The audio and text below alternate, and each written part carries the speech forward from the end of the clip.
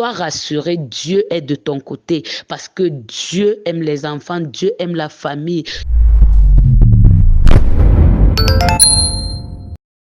Shalom, shalom, merveilleux peuple de Dieu. Aujourd'hui encore, nous allons parler d'un thème assez intéressant. Le thème que nous allons aborder aujourd'hui, c'est quelle devrait être la relation d'une mère célibataire avec Dieu. Nous allons donc de ce pas regarder l'histoire d'une mère célibataire dans la Bible. Je ne sais pas si tu as pu deviner quelle est la mère célibataire. Il s'agit de Agar. Voilà, parce que Agar était obligée, à cause de son attitude vis-à-vis de Sarah, d'élever son fils seul. Voilà, donc nous allons lire Genèse 21, le verset 17. Genèse 21, le verset 17. Dieu entendit la voix du garçon et l'ange de Dieu appela Agar du haut du ciel et lui dit: Qu'as-tu, Agar? Sois sans crainte, car Dieu a entendu la voix du garçon là où il est. Waouh, c'est merveilleux. Nous voyons que Ismaël n'était pas le fils de la promesse, Isaac était le fils de la promesse. Donc, Ismaël même est né de la désobéissance d'Abraham.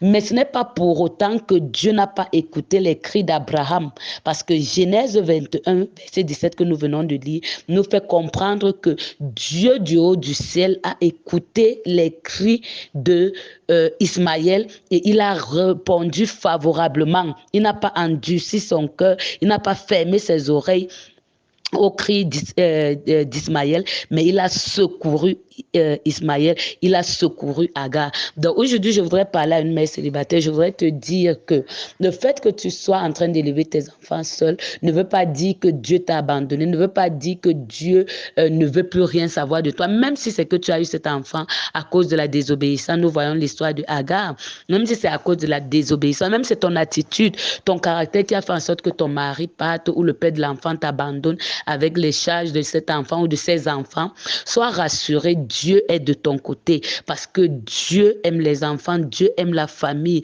Dieu aime ceux qui sont misérables. La Bible dit d'ailleurs que quand un misérable crie, l'Éternel écoute et exauce ses prières. Donc, ne te dis pas que non, comme moi j'ai péché, comme j'ai eu cet enfant avec un homme marié, comme moi j'ai eu cet enfant dans un foyer polygamique et que Dieu n'agrée pas la polygamie, ça veut dire que c'est fini pour moi. Non, non, non, non. La Bible nous dit que Dieu est un Dieu miséricordieux. Il suffit que tu te repentes, donc que tu reconnais que oui, j'ai mal fait, j'ai été dans une mauvaise relation, j'ai été dans une relation que Dieu n'agrée pas, que Dieu ne voulait pas. Et c'est là où j'ai eu cet enfant ou ces enfants. Lorsque tu t'es repenti, confie-toi en l'Éternel. C'est-à-dire, accepte, l'Éternel est ton Père. Vous savez, il faut voir la relation avec Dieu comme la relation entre un père et son fils, entre un père et sa fille. Et entre un père et sa fille, quel que soit ce qui s'est passé, lorsque la fille reconnaît devant son père qu'elle a fait une faute, le papa va pardonner et le papa va accepter la fille de nouveau à la maison. Il est important que tu vois que mon père, certes, n'est pas content de ce que j'ai fait, mais parce que je lui ai demandé pardon, mon père est favorable à moi, mon père peut m'écouter. Et il est important également que tu recommandes, que tu pries d'abord, en dehors que tu t'es repenti, que tu pries également pour sanctifier tes enfants, voilà, ces enfants, si peut-être tu les as eus dans le cadre du péché, que tu pries pour briser toutes sortes de malédictions qui pourraient advenir ou influencer leur vie à cause de ce péché. Et par la suite, tu dois vivre une vie normale, une relation normale avec Dieu. Et il est aussi important que tu apprennes à ces enfants à compter sur Dieu comme un père.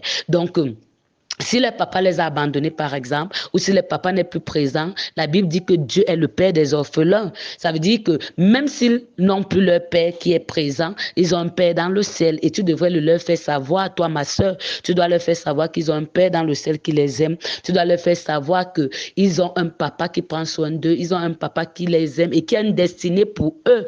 Voilà. Ce n'est pas parce qu'ils n'ont pas de père physique que cela veut dire qu'ils sont condamnés à l'échec. Non. Donc, toi, ma soeur, je viens t'exhorter aujourd'hui. Fortifie-toi dans le Seigneur. Sache que ton cas n'est pas perdu. Sache qu'il y a une solution en Jésus-Christ. Confie-toi à l'Éternel au travers de la prière. Voilà, fais confiance à l'Éternel et recommande également tes enfants à l'Éternel. Apprends-leur la voix du Seigneur. Shalom, shalom et shalom.